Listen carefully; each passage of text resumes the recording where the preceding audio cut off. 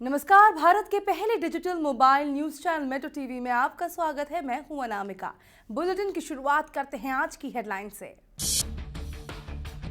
उत्तराखंड में जंगलों में लगी आग पर गृह मंत्री ने की समीक्षा बैठक। 16 राज्यों को किया गया प्री अलर्ट, एहतियात बरतने के दिए गए निर्देश।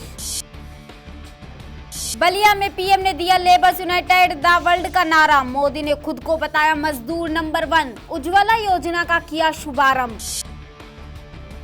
पटना में कन्हैया की सभा में लगे भारत माता की जय के नारे, लहराए गए काले झंडे। पुलिस ने 2 लोगों को लिया हिरासत में। छोटा राजन को छोटा शकील ने दी जान से मारने की धमकी। जेल में धमकी के बाद छोटा राजन की बढ़ाई गई सुरक्षा। मोबाइल फोन पर एसएमएस से मिली थी धमकी। वीवीआईपी चौपर डील पर रक्षा मंत्री मनोहर पर्रिकर का बयान, कहा तथ्यों के साथ रखूंगा बात, 4 मई को संसद में दूंगा जवाब। और अब देखते हैं आज की 5 बड़ी खबरें।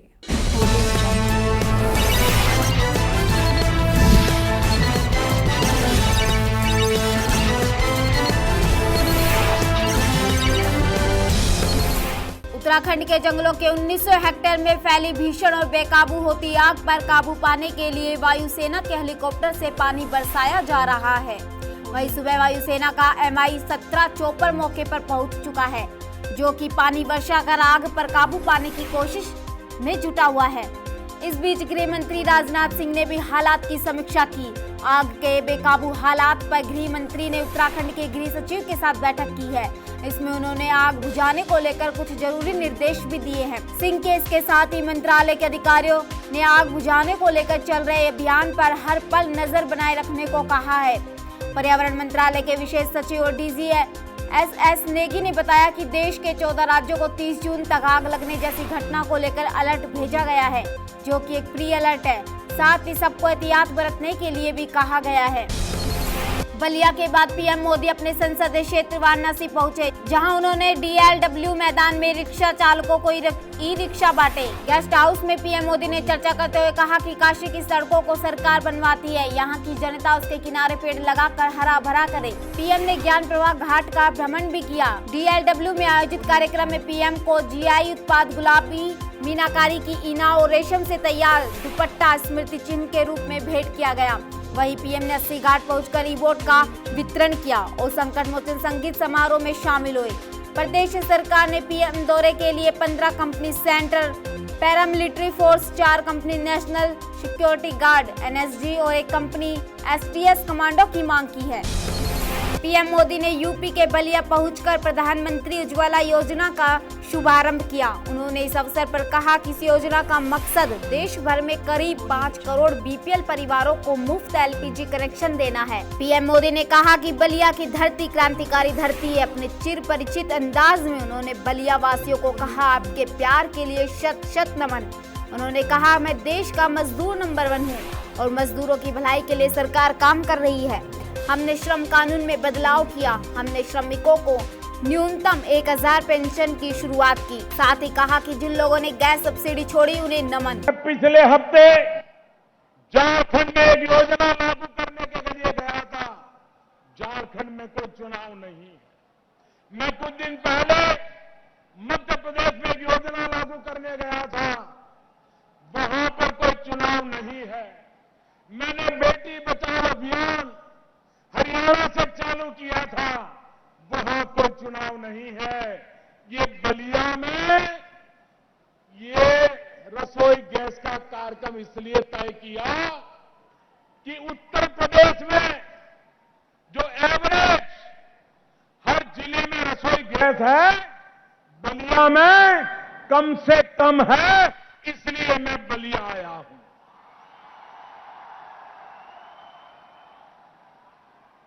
ये ऐसा इलाका है जहां अभी भी गरीबी के रेखा के नीचे जीने वाले 100 में से मुश्किल से 8 परिवारों के घर में रसोई गैस जाता है। और इसलिए भाइयों बहनों, बलिया जहां कम से कम परिवारों में रसोई गैस जाता है, इसलिए मैंने आज बलिया में आकर सामने इतनी बड़ी योजना लागू करने का निर्णय किया। मैंने हरियाणा में बेटी बचाओ इसलिए कार्यक्रम लिया था क्योंकि हरियाणा में बालकों की संख्या में की तुलना में बेटियों की संख्या बहुत कम थी, बड़ी चिंताजनक स्थिति थी और इसलिए मैंने वहां जाकर के खड़ा हो गया और उस काम के लिए प्रेरित किया और आज हरियाणा ने बेटी बचाने के काम में हिंदुस्तान में नंबर 1 ला करके खड़ा कर दिया। और इसलिए भाइयों बहनों, मैं इस पूर्वी उत्तर प्रदेश में बलिया में इसलिए आया हूं क्योंकि हमें गरीबी के खिलाफ लड़ाई लड़नी है। अगर पूर्वी हिंदुस्तान पश्चिमी हिंदुस्तान की बराबरी भी कर ले तो इस देश में गरीबी का नामो निशान नहीं रहेगा। अंडरवर्ल्ड गैंगस्टर छोटा राजन को जेल में जान से मारने की धमकी दी गई। इंडोनेशिया के बाली द्वीप से गिरफ्तार कर भारत लाया गया छोटा राजन दिल्ली के तिहाड़ जेल में बंद है। अक्टूबर 2015 से हाई सिक्योरिटी जेल तिहाड़ में बंद छोटा राजन ने इसकी शिकायत दर्ज कराई है। वहीं पुलिस के मुताबिक छोटा राजन को जान से मारने की धमकी तिहाड़ जेल के लैंडलाइन नंबर पर फोन और जेल में नियुक्त लॉ ऑफिसर सुनील गुप्ता के मोबाइल फोन पर SMS के जरिए दी गई। इसके बाद जेल में छोटा राजन की सुरक्षा बढ़ा दी गई है। अधिकारियों के मुताबिक ये धमकी अंडरवर्ल्ड डॉन छोटा शकील की ओर से दी गई है। पटना में कन्हैया को विरोध का सामना करना पड़ा। जानकारी के मुताबिक शहर के SKM मॉल में चल रही सभा में जमकर हंगामा हुआ। पुलिस ने हंगामे के बाद से 2 लोगों को हिरासत में ले लिया है। वहीं कन्हैया ने हंगामे पर प्रतिक्रिया देते हुए कहा कि उनको काला झंडा दिखाया जाए या जूते फेंके जाए, उन्हें कोई फर्क नहीं पड़ने वाला। जिस वक्त ये हंगामा चल रहा था उस वक्त कन्हैया मंच से लोगों को शांति बनाए रखने की अपील कर रहे थे। इस बीच जिस युवक ने कन्हैया को काला झंडा दिखाया उसे वहां मौजूद लोगों ने जमकर पीटा और बाद में पुलिस ने बीच में आकर युवक को हॉल के बाहर निकाल लिया। फिलहाल युवक सहित एक और युवक पुलिस हिरासत में है।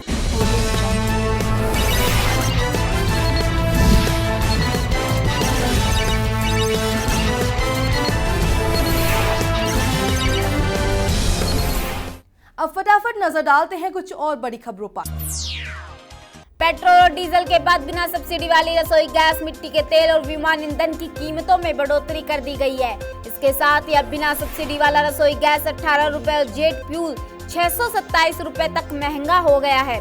ऑयल एंड गैस कंपनियों ने आज से नई कीमतें लागू कर दी है। देश की सबसे बड़ी oil marketing company Indian oil corporation limited के मुताबिक दिल्ली में बिना सब्सिडी वाला रसोई गैस सिलेंडर 509.50 रुपए की जगह 527.50 रुपए का मिलेगा। इससे पहले रसोई गैस के दाम लगातार 3 बार घटाए गए थे। इसकी कीमत में 1 फरवरी को 82.50 रुपए, 1 मार्च को 61.50 रुपए और 1 अप्रैल को रुपए प्रति सिलेंडर की कमी की गई थी।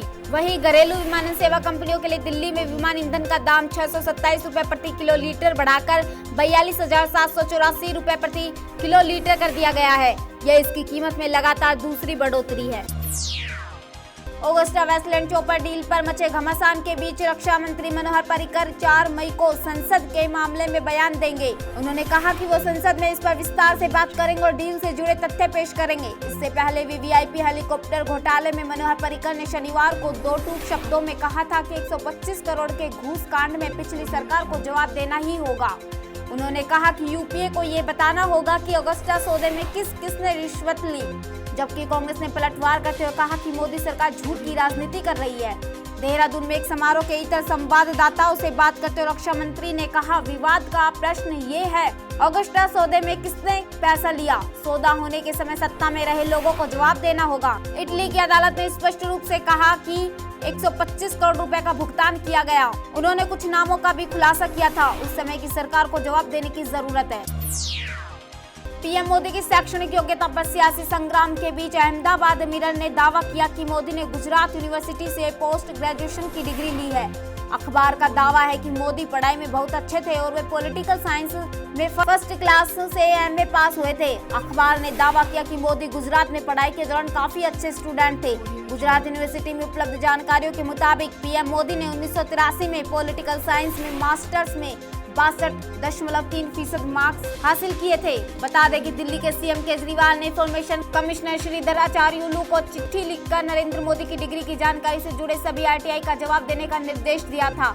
इसके बाद सीआईसी ने दिल्ली और गुजरात की यूनिवर्सिटीज को इसके निर्देश जारी किए हैं। हालांकि चुनावी पर्चे में डिग्री के बारे में जानकारी देना जरूरी नहीं, लेकिन अगर कोई मुख्यमंत्री प्रधानमंत्री की डिग्री के बारे में जानकारी हासिल करना चाहता है तो उसे सार्वजनिक करने में कोई दिक्कत नहीं होनी चाहिए। बिल्डरों की मनमानी पर लगाम कसने के लिए लाया गया रियल एस्टेट कानून आज से देश भर में लागू हो रहा है। नए कानून में बिल्डरों की जवाबदेही तय की गई है। उम्मीद जताई जा रही है कि ये मकान खरीदने वालों के हितों को सुरक्षा प्रदान करेगा। इस बिल के बाद से बिल्डरों को तय समय सीमा के अंदर ही खरीदारों को फ्लैट देना होगा। प्रोजेक्ट की बिक्री सुपर एरिया पर नहीं, कॉर्पोरेट एरिया पर करनी होगी। पोजीशन में देरी होने या कंस्ट्रक्शन में दोषी पाए जाने पर बिल्डरों को ब्याज और जुर्माना दोनों देना होगा। अगर कोई बिल्डर खरीदार के साथ धोखाधड़ी का दोषी पाया जाता है तो उसे 3 साल की सजा होगी। सभी राज्यों में रियल एस्टेट अथॉरिटी होगी, जिसके साथ बिल्डर और रियल एस्टेट एजेंट को रजिस्ट्रेशन कराना होगा। दिल्ली एनसीआर में अब सिर्फ सीएनजी टैक्सियां ही चल पाएंगी। शनिवार को प्राइवेट टैक्सी ऑपरेटर्स ने सुप्रीम कोर्ट की स्पेशल बेंच से मियाद दोबारा बढ़ाने की अपील की थी, जिसे कोर्ट ने खारिज कर दिया। आंकड़ों के मुताबिक दिल्ली में 60,000 टैक्सियां रजिस्टर्ड है, जिनमें से 21,000 डीजल से चलती है, लेकिन अब ये गाड़ियां दिल्ली की सड़कों पर नहीं दौड़ पाएंगी। दरअसल सुप्रीम कोर्ट ने प्रदूषण पर सुनवाई करते हुए पहले 31 मार्च तक पेट्रोल और डीजल टैक्सियों को सीएनजी में कन्वर्ट करने की सीमा तय की थी, जिसके बाद में बढ़ाकर 30 अप्रैल तक कर दिया गया था। सुनवाई के दौरान कोर्ट ने टैक्सी मालिक से कहा कि आपको काफी समय दिया जा चुका है, अब तक आपको इसके विकल्पों के बारे में सोचना चाहिए था। अब हम सुनवाई के लिए आपको और अधिक समय नहीं दे सकते। वहीं ओला और उबर को अपनी टैक्सियां सीएनजी में बदलवानी होगी।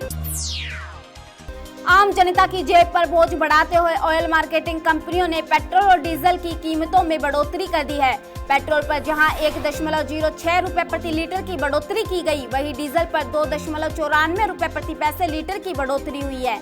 बढ़ी हुई कीमतें शनिवार आधी रात से लागू की गई है। नई दरों के अनुसार दिल्ली में अब पेट्रोल 61.13 की बजाय 62.19 रुपए प्रति लीटर मिलेगा। वहीं 1 लीटर पेट्रोल के लिए 48.01 की जगह 50.95 रुपए खर्च करने पड़े। इससे पहले इसी महीने की 16 तारीख को पेट्रोल के दाम में 0.74 पैसे और डीजल में 1.30 रुपए की कमी की गई थी। राज्यसभा में सुब्रमण्यम स्वामी की एंट्री धमाकेदार रही। बुधवार को पहले दिन अगस्टा वेस्टलैंड हेलीकॉप्टर डील में उन्होंने सोनिया गांधी का नाम ले लिया, जिस पर खूब हंगामा हुआ। वैसे तो सुब्रमण्यम स्वामी सालों से कांग्रेस के पीछे पड़े हैं, खासकर इनके निशाने पर गांधी परिवार होता है, लेकिन ताजा अगस्टा मामले को लेकर स्वामी ने राज्यसभा में तूफान खड़ा कर दिया। हालांकि स्वामी के तेवर से कांग्रेस ही नहीं, बीजेपी के भी कई नेता घबराए हुए हैं। दरअसल सुब्रमण्यम स्वामी राजनेता के साथ साथ वकील भी है और वो तमाम तरह के कानूनी दांवपेच से वाकिफ है। साथ ही जिस दिन से स्वामी बीजेपी में आए हैं, उसी दिन से उनका ग्राफ पार्टी में बढ़ता जा रहा है। स्वामी के सवालों से मंत्री असहज महसूस करने लगे हैं। वहीं स्वामी को मिल रहे मीडिया कवरेज ने भी बीजेपी नेताओं की चिंता बढ़ा दी है। अगस्टा वेस्टलैंड हेलीकॉप्टर सौदे में घोटाले के मामले में विरोधियों के निशाने पर आई कांग्रेस अध्यक्ष सोनिया गांधी को आरजेडी प्रमुख लालू प्रसाद यादव और नीतीश कुमार का साथ मिला है। लालू ने कहा कि इस मामले में सिर्फ सोनिया गांधी को नीचा दिखाने की कोशिश की जा रही है। बिहार में महागठबंधन सरकार में कांग्रेस के सहयोगी लालू यादव ने कहा कि पहले कई सालों तक सोनिया गांधी के विदेशी होने को मुद्दा बनाया जाता रहा। अब अगस्टा वेस्टलैंड मामले में उनको घेरने की कोशिश की जा रही है। सोनिया गांधी के लिए सहानुभूति दिखाते हुए लालू ने अरविंद केजरीवाल को भी नसीहत दे डाली। उन्होंने कहा कि केजरीवाल को सोनिया को गिरफ्तार करने जैसी बातें नहीं करनी चाहिए। ब्रेकअप होने के बाद ऋतिक रोशन और कंगना रनौत के बीच का मामला ज्यादा ही तूल पकड़ चुका है। इस मामले में मुंबई पुलिस की टीम ने अभिनेत्री कंगना से पूछताछ की। पुलिस की पूछताछ खत्म होने के बाद कंगना रनौत के वकील रिजवान सिद्दीकी ने कहा कि पुलिस जांच से खुश है। कंगना ने पुलिस के पूछे हर सवाल का जवाब दिया है। कंगना के साथ उनकी बहन रंगोली ने भी अपना बयान दर्ज करवाया है। सिद्दीकी ने कहा कि वे बाहर समझौता नहीं करेंगे। उन्हें शक है कि ऋतिक रोशन ने उनका ईमेल हैक किया और मेल डिलीट कर दिए। दोनों के बयान 3 घंटे से ज्यादा तक रिकॉर्ड किए गए। ऐसा माना जा रहा है कि दोनों के बयान लगभग 6 पन्नों में दर्ज हुए हैं।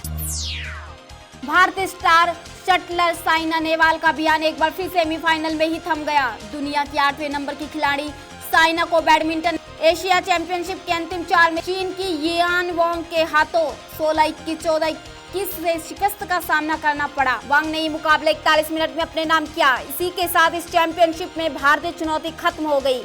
26 वर्षीय हैदराबादी खिलाड़ी की ये वांग के खिलाफ 15 मैचों में 11वीं हार है। ओलंपिक की कांस्य पदक विजेता साइना कोस्टिस grand prix gold India super series और Malaysia super series premier open के सेमीफाइनल में भी हार का सामना करना पड़ा था। खबरों के सफर में फिलहाल इतना ही। देश दुनिया की पल पल की खबरें हम आप तक पहुंचाएंगे एक नए अंदाज में आपके मोबाइल फोन के माध्यम से। तो आप जुड़े रहिए मेट्रो टीवी से। तब तक के लिए नमस्कार।